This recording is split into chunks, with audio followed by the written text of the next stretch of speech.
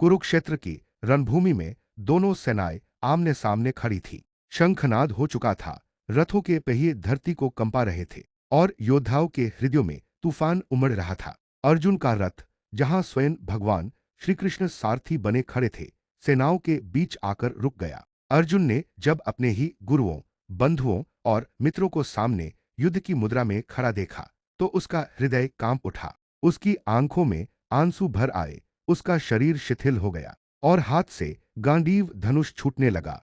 वह बोला, कृष्ण, मेरा मन डगमगा रहा है, मेरे हाथ कांप रहे हैं, मेरा शरीर जकड़ गया है। मैं इन प्रियजनों पर बाण कैसे चलाऊं? इन्हें मारकर मुझे क्या लाभ होगा? युद्ध में विजय भी शोक और अपराध बोध से भरी होगी। हे माधव, मैं अब और नहीं लड़ सकता। मेरा धनुष हाथ से फिसल रहा है और मेरी आत्मा निराशा में डूब रही है। यह अर्जुन का पहला पतन था।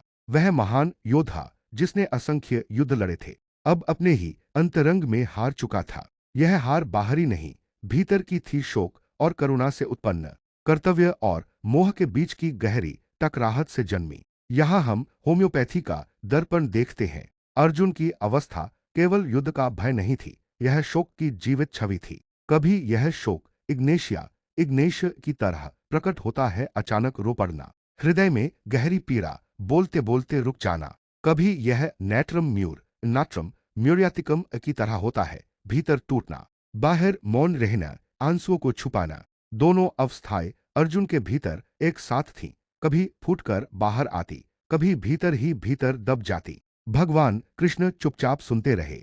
उन्होंने अर्जुन को डांटा नहीं, बल्कि उसके शोक को जगह दी, क्योंकि शोक को नकारना उपचार नहीं है। शोक को देखना, स्वीकारना और उसके पार ले जाना ही सच्चा उपचार है।